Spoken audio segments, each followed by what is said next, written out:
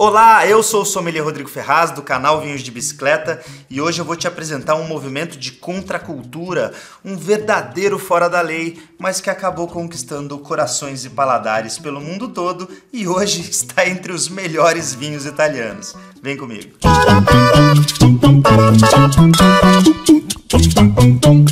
Pessoal, para começo de conversa, Super Toscano não é um vinho específico, é mais um movimento.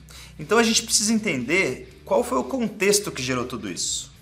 A gente precisa voltar lá para a Itália de 1960, um período pós-guerra, que a vitivinicultura italiana como um todo passava por várias dificuldades, na Toscana não era diferente, e os produtores, os donos de terra, viam os poucos agricultores que ainda restavam indo embora lentamente, buscando novas oportunidades fora do campo. A indústria e o mercado italiano também estavam passando por dificuldades e dentro desse cenário difícil, os produtores de vinho ainda viam uma burocracia exagerada e uma lentidão, uma morosidade nas leis aplicadas à produção de vinhos. Agora, pensa comigo como era difícil para um produtor lá da década de 60, 70, que estava lá de boa, na Toscana, produzindo seus vinhos, sempre fazendo da mesma maneira, com as mesmas uvas, usando Sangiovese, algumas outras cepas locais, nativas. Como seria para ele chegar e falar, vou mudar tudo, quero fazer algo diferente? Você concorda que é difícil? Mas aí que entra na história que os momentos de maior dificuldade são aqueles momentos que motivam os fora da caixa, aqueles que vêm com ideias novas para agregar. Então, dentro desse contexto super difícil, veio uma virada de chave.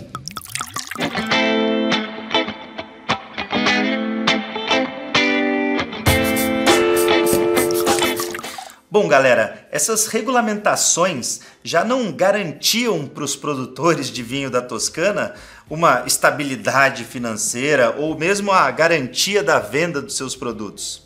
Então começou a haver ali um anseio por se pensar de forma mais disruptiva. E aí que entram as castas internacionais. Alguns historiadores até afirmam que as castas internacionais, principalmente as francesas, como Cabernet Sauvignon, Merlot, já eram cultivadas na Toscana desde o século XVII. Mas nesse ponto aqui, entre 1960 e 1970, é que houve de fato um resgate dessas castas. Eu diria até que houve uma inspiração em outros vinhos que estavam bombando naquele período, os vinhos bordaleses. Porque vamos lá, quais são as estrelas regionais de Bordeaux? Merlot, Cabernet Sauvignon e Cabernet Franc. Nesse momento, famílias tradicionais do vinho italiano começaram a lançar no coração da Toscana vinhos elaborados com castas francesas. E os casos mais famosos são o Sassicaia de 68 e o Tignanello de 1970. E o mais interessante é que, como não existia ali já uma regulamentação formatada para esses vinhos, ficou até um pouco confuso para os consumidores, porque eles passaram a ser designados como vinho de távola ou vinho de mesa, o vinho mais simples possível da Itália, só que a qualidade deles não batia com os vinhos mais simples da Itália, O vinho de távola, até hoje, se você for visitar um restaurante, um wine bar lá na Itália, provavelmente vai ser o vinho da casa, o vinho mais simples, que eles fazem ali sem necessidade de colocar safra, uva, região. Então você para pensar que esses vinhaços elaborados por famílias tradicionais, estavam entrando na mesma seara, pelo menos do nome do vinho de távola. Isso foi engraçado, Mas não demorou muito tempo para esses vinhos começarem a ganhar elogios da crítica especializada, tanto a italiana como a internacional. E aí, meu amigo, a popularidade subiu e os preços também acompanharam essa crescente aí. E assim surgiu a expressão super toscanos, Essa expressão que até passou a ser usada por jornalistas na década de 1990. Então, foi uma expressão que nada tem a ver com as regulamentações regionais, uma expressão que nasceu da linguagem popular, de como esses vinhos estavam sendo vistos, e hoje a gente continua usando. Mas eu preciso ressaltar que Super Toscano não é uma designação legal, né? Do ponto de vista da lei, não existe uma validação. Então, de fato, é uma expressão popular. Os produtores não podem usar essa expressão nos seus rótulos, mas para dar uma aliviada nisso tudo, em 1995, a Itália instituiu as IGTs, que separavam ali os vinos de távola de vinhos com uma qualidade um pouquinho superior, e aí os super toscanos entraram nessa onda e também acabaram entrando ali em algumas IGTs. Mas até hoje, galera, super toscano e o nome do produtor, às vezes o nome do vinho, tem até mais validação para o consumo do que a própria IGT ou a denominação de origem registrada ali no rótulo. Isso é muito interessante e único na cultura internacional do vinho.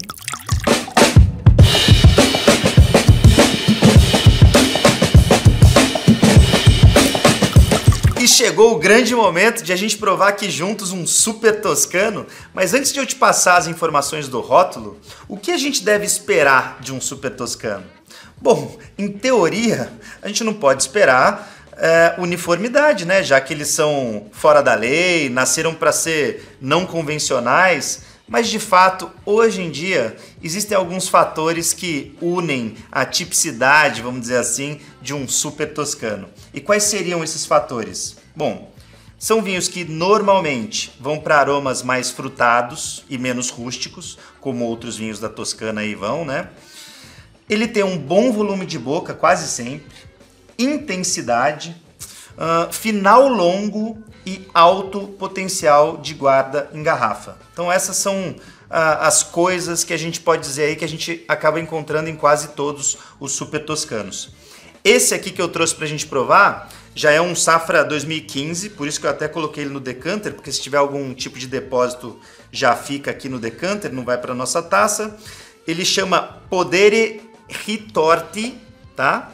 Ele é um Bolgheri Superiore, né? Que é uma... Hoje já escalou de IGT para DOC até, né? Então os super toscanos estão aos poucos aí criando suas regulamentações. Mas o mais interessante é o corte dele, né? Ele é um 80% Cabernet Sauvignon e os outros 20% são de Merlot, Cabernet Franc e Syrah. Gente, no meio da Toscana. Uva francesa no meio da Toscana. Vamos lá para a degustação, bora lá.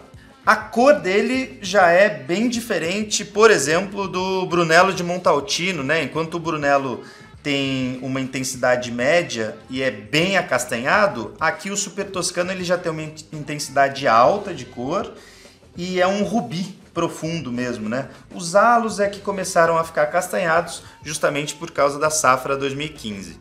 Agora vamos para esses aromas aqui, ver se a gente pega a fruta mesmo nele. Vamos lá.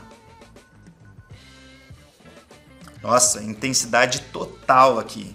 Uma fruta madura bem marcada, eu não acho que chega na geleia, mas é uma fruta negra bem madura, parece um cesto de frutas negras maduras. Ele tem o toque da madeira bem marcado aqui, e esse toque da madeira vem através de uma defumação, de uma moca até, e de um cravo, uma especiaria lembrando um cravo. Isso está bem marcado nesse Super Toscano, viu? Tem um toque leve, mas bem leve mesmo, mais terroso. Isso aqui eu consegui sentir nesse vinho.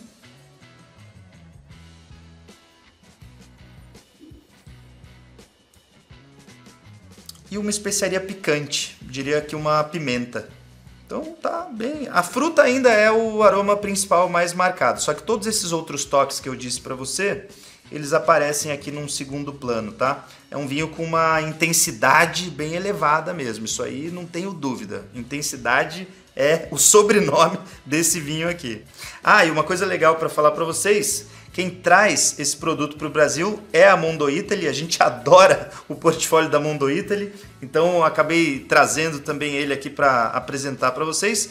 e ele tem condição especial de preço no site da Vinhos de Bicicleta, porque Mondoita ali, ó, parceirona nossa, eu pedi um desconto especial e a gente vai colocar isso para os nossos queridíssimos assinantes e também o público aqui do canal Vinhos de Bicicleta. Então entra no nosso site www.vinhosdebicicleta.com.br se você quiser conseguir sua garrafinha por lá. Mas corre porque são poucas, viu? Agora vamos nos sabores, vamos ver o que a gente sente aqui.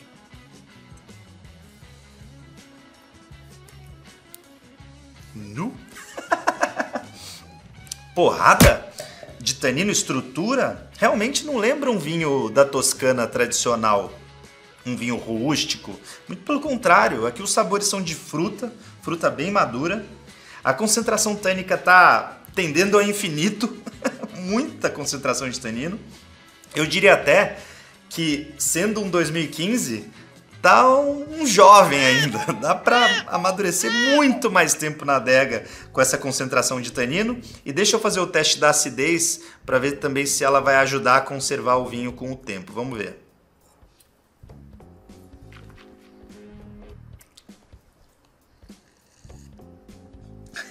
Que isso? Tô babando aqui. Olha, considerando um vinho da safra 2015, é acidez muito alta. Então, com esse tanino e com essa acidez, 20 anos é coisa pouca para um vinho desse aqui ainda evoluir mais em garrafa. É muito incrível isso, galera. Não é comum a gente encontrar vinho com esse perfil já com essa idade, safra 2015. E com relação a final, tá bem longo, né? Dá para sentir ele aqui com bastante facilidade, retrogosto. E a harmonização, aqui a gente tem que ir para comidinhas um pouco mais pesadas.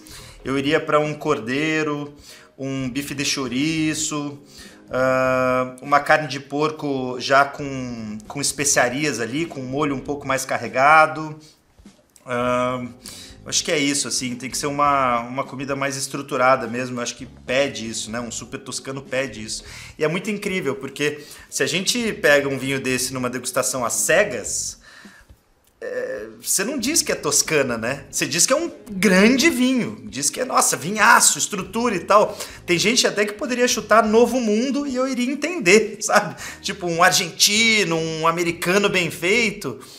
Mas dificilmente, mesmo um argentino bem feito, um americano bem feito, estariam com toda essa acidez preservada. Isso é muito típico da Toscana mesmo. Então, é um vinho bonito de se ver e de se degustar, né? Espero que vocês tenham gostado de mais esse episódio aí, misturando degustação, um pouco de história para vocês. Quem curtiu, não esquece de deixar o like aí pra gente, isso ajuda muito a esse conteúdo chegar para cada vez mais pessoas. Compartilha com a galera e se você quiser garantir essa garrafa aqui, é só acessar o site da Vinhos de Bicicleta, beleza? Galera, a gente se vê no próximo episódio. Hoje brindar com super toscano tá bonito, hein? Cheers! Produção, vamos acabar com essa garrafa aqui hoje, bora!